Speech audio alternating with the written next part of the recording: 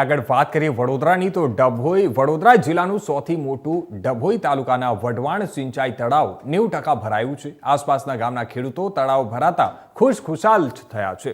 ડભોઈ તાલુકાનું વઢવાણ તળાવ ગાયકવાડી શાસનમાં 110 વર્ષ પહેલા ખેડૂતોને સિંચાઈનું પાણી મળી રહે તે માટે બનાવવામાં આવ્યું હતું અને હાલ ડભોઈ તાલુકાના 28 ગામના લોકો આ તળાવનો લાભ લઈ રહ્યા છે અને જેમાં 20 ગામ અને 8 વસાહતનો સમાવેશ થાય છે।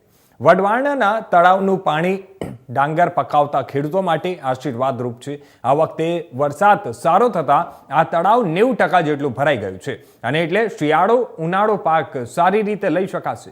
સાથે જ આ તળાવનું પાણી ખેડૂતો પશુપાલન માટે પણ ઉપયોગ કરે છે અને જેથી વઢવાણા તળાવ ખરીફ અને રવિ પાક સાથે પશુપાલન કરતા ખેડૂતો માટે પણ આશીર્વાદ સમાન નીવડશે અને તેવું ખેડૂતોએ જણાવ્યું હતું।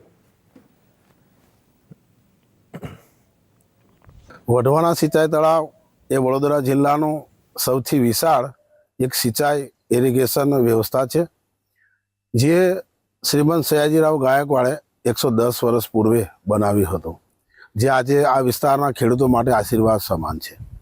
ચાલુ સાલ ધોધમાર વરસાદ એટલે કે ભરપૂર ચોમાસાને કારણે આ વઢવાણા સિંચાઈ તળાવ સંપૂર્ણપણે ભરાઈ જવા પામેલ છે। લગભગ 90% જેટલો ભરાઈ જવા પામેલ છે।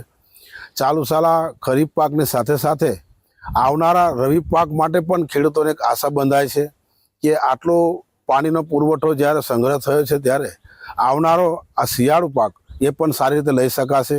એ જોતા સર્વે ખુશી, ખેડૂત આનંદમાં ખુશી માહોલ છવાઈ ગયો છે।